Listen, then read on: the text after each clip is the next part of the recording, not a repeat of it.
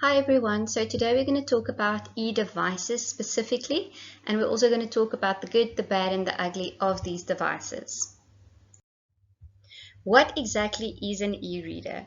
An e-reader is not a multi-purpose device like a tablet where you have various functions and where you can have access to various apps. Your e-reader is a single-purpose device, and the purpose is to read a book in an electronic format. So it's dedicated to online reading. Examples would be the Kindle, and that was brought out between 2007 and 2010. There's been a lot of developments between 2007 and 2010, which is relatively recent if you think about technological advancements in this respect. And then you can think of things like Kobo and Nook, etc., etc. If you would like to compare different kinds of e-readers, you can always go and look at ereaderlookup.com, where they have great comparisons in terms of battery life, screen display, how many books you can store, etc., etc. So in contrast with your e-reader, which is a single-purpose device for e-reading, we have multi-purpose devices that I'm sure many of you are quite familiar of and possibly have your own tablet or a pocketbook or something like that, or then your smartphone obviously as well. If you think back to Apple, they released their iPad in 2010. It's multifunctional. When we talk about being multifunctional, that would be that this specific device includes all kinds of apps. You can check your emails, you can have internet connectivity, you can play games, you can even upload WhatsApp or whatever the case may be, check your Facebook or your social media updates, as well as then also have an app for reading a book. A lot of other players, not just Apple, have also come forward with their developments, and that would be Samsung, Motorola, Google. All of these manufacturers or companies, digital technology companies, actually followed suit. The thing about the tablets and multi-purpose devices are usually that they have a better color display. We do have e-ink that was incorporated into the e-readers, especially like Kindle Fire. But with these tablets, they come out standard in color, high color display. They have great LCD screens, high resolution with backlights, with all kinds of various functions. They also have multimedia content, so you would be able to click through to YouTube and have sound and animation or whatever the case may be of that specific content piece. You can run apps, obviously, and as I also mentioned, some of these come with their own reading apps that you can download books onto these apps and read it via that app, or then you can go and download it at the Play Store, on the Play Store as well. A few things to consider when we think about e-reader characteristics are things like who and what is the manufacturer. Do they have a good name? Is it a popular brand, or is it a trustworthy brand? Is it credible? Obviously the dimensions, how big is it, how large is it heavy, is it portable, is it thick, is it a lightweight, whatever the case may be. Those things do play a role. The model as well. Every now and again, especially with smartphones, they bring out a new model. So what model is yours? Is it something that can date easily? Do they have expansion slots, for example, where you want to insert extra memory or extra SD cards or whatever your requirements are?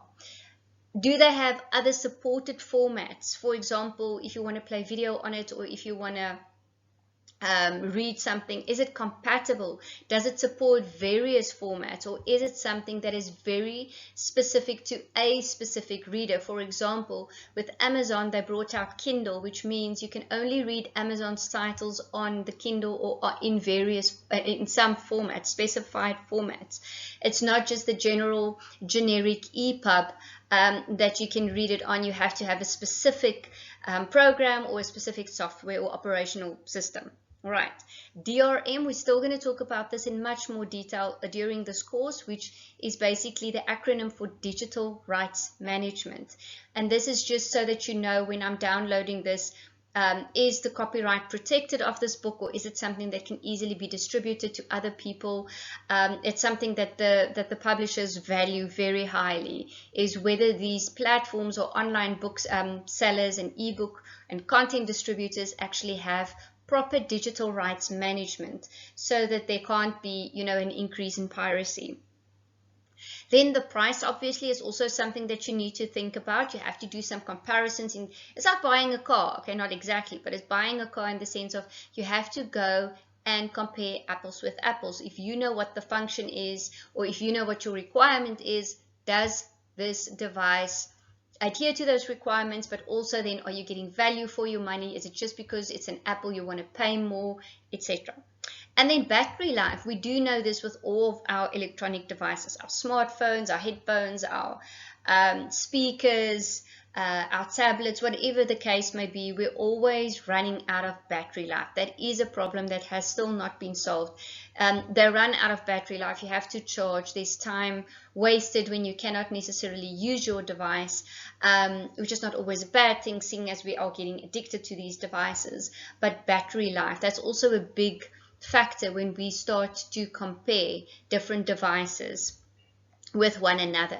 Memory is usually also an issue. I know I inherited a little iPhone from someone when my previous phone was stolen, and although it's such a fantastic phone because it's such an older model, I really struggled with storage and with memory, and that made the phone quite slow in processing as well. And then I had to use the iCloud, and then it just became too much of a nuisance at the end of the day. So memory does play a role because we work with so many things. We work with different kind of titles. How many titles can this e-reader or e-device actually store? How many things can this device actually do without compromising the processing or the operation of it or the functionality thereof? Sometimes they don't have enough memory, but then they do have these expansion slots, so you can add an SD card or extra memory or whatever the case may be. Furthermore, other things that we can also consider is things like screen technology. I've just mentioned it, but also what is the resolution? Is it an LCD screen? Is it a different kind of screen? Obviously, when you're reading, you don't want your eyes to have eye strain and get tired while you're reading, because it's different than reading on text on paper. Your refresh rate. So this is also important, like when you want to refresh apps or refresh a page, how long does it take to do that? Remember, we're also in a culture of we want everything now, that instant gratification. We don't have patience anymore. It's like we can't wait for devices and for technology to keep up. They have to keep up. We don't want to wait for them, right? The weight, as I mentioned earlier, which can also go with dimensions. Is it heavy? It's not always nice. I mean, even with us with laptops, it's really horrible when you have to carry a laptop all over the place and it's quite heavy, and your shoulders and everything, it starts aching. I mean, this is now terribly middle class problems, if I can call it that, but but that is a consideration, definitely. Do these devices have any extra functionalities, like you can highlight on screen, you can bookmark pages, you can possibly have little notes that you can write in on the text if it's electronic?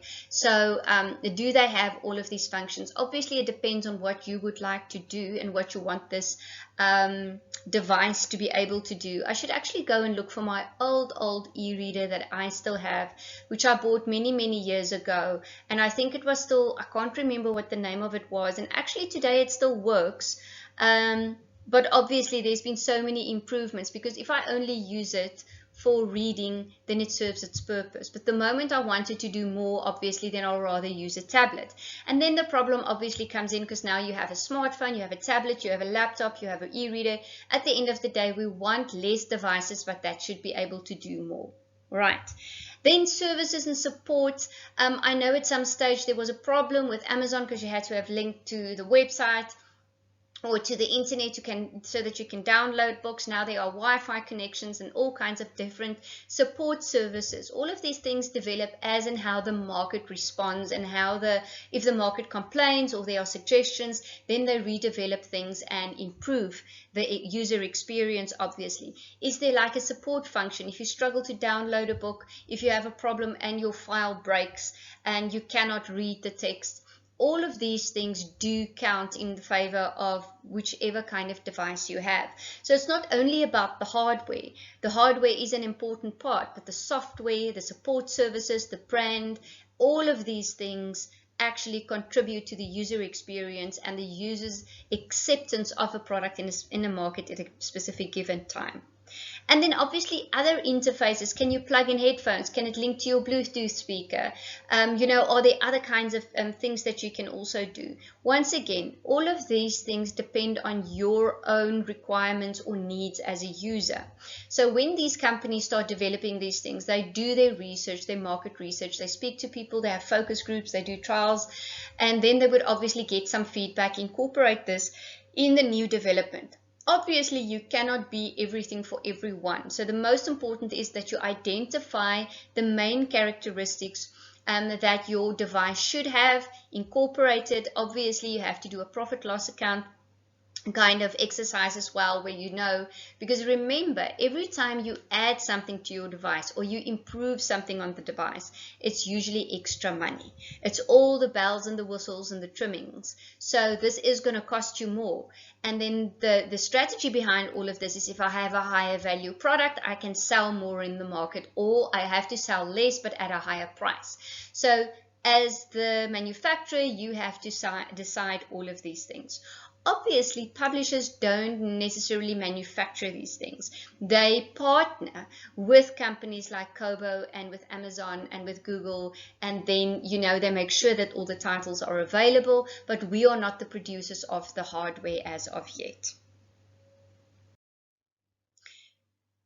Important considerations for a user, for example, when they have to think about, which e-device to buy, is obviously things like readability.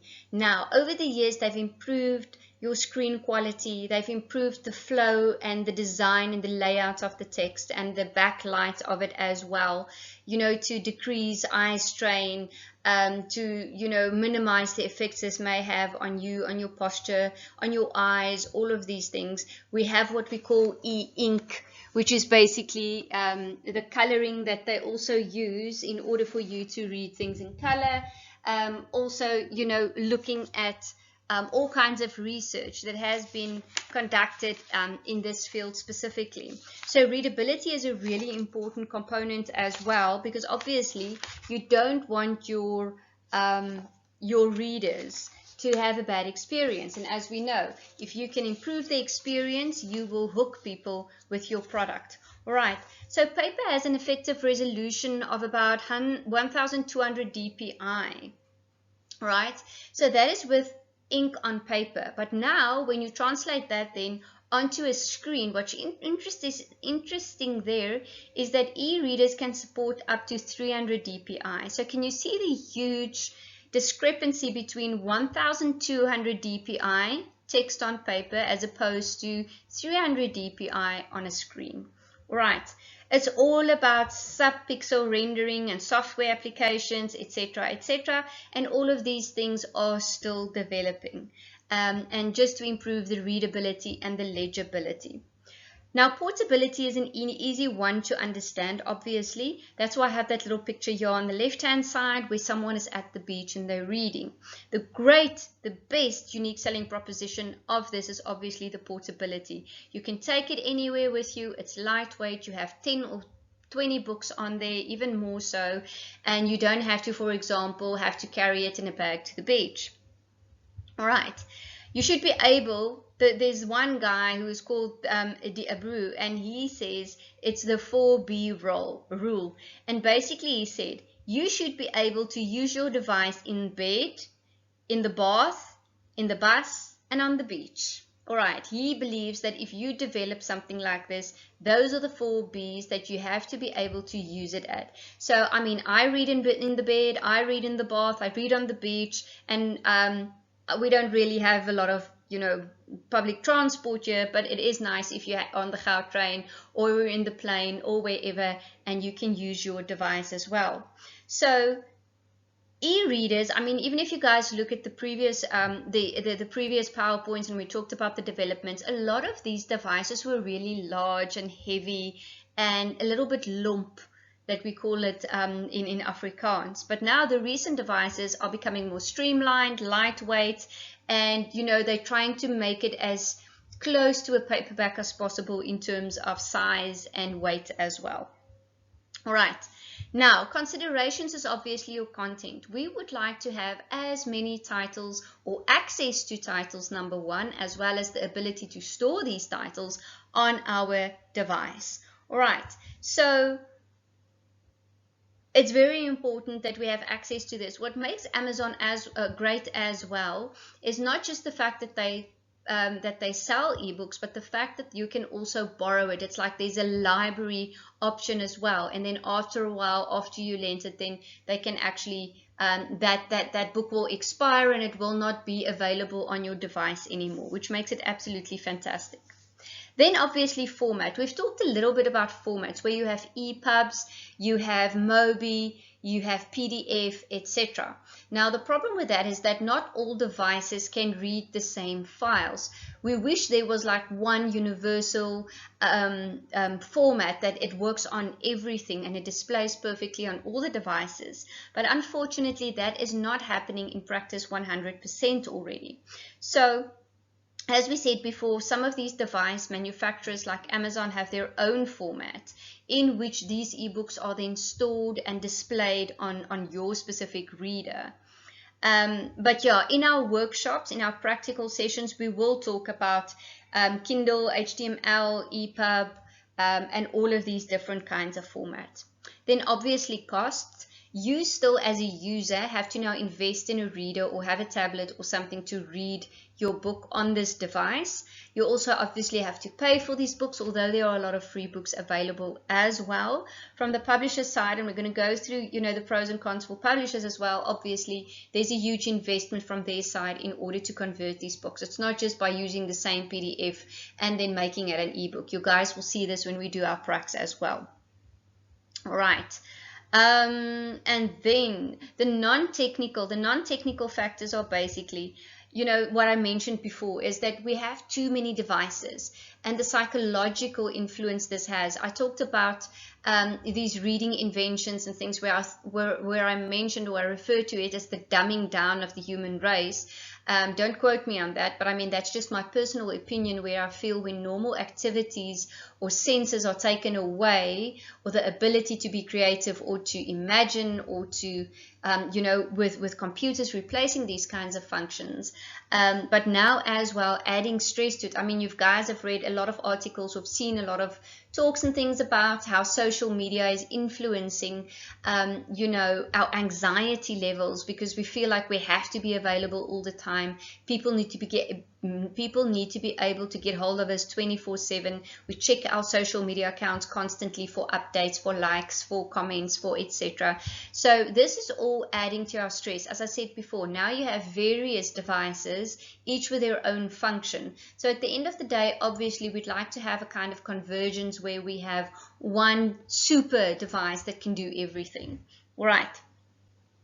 So yes, that's also something, and the fact that the nature of reading have also changed. That's also why publishers are experimenting with different kinds of business models, different ways of delivering and presenting content in little chunks, adding multimedia. So we're really trying to adapt to the reading styles of people as well, because I do believe in some sense people are becoming lazy. We had the discussion the other day about texting as well, and people not being able to write properly. But anyways, as I said last time, a discussion in much more detail for another time, hopefully when we're back in class. All right, so those are some of the considerations when you think about ebooks.